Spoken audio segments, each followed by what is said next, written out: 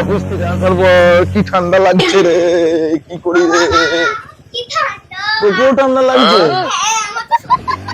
এ কি করবো গো, একটু বলো না।